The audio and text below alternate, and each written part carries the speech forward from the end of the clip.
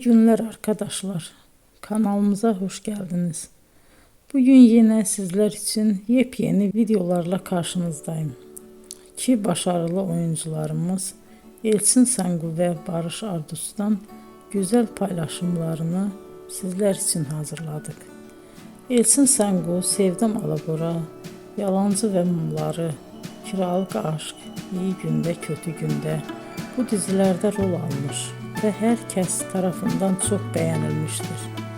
Biz de Elçin Sangu ve Barış Ardus'tan en güzel sempatik fotolarını sizler için hazırladık.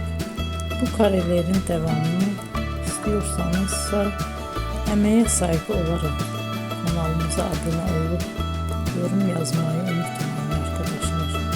Teşekkür ederim.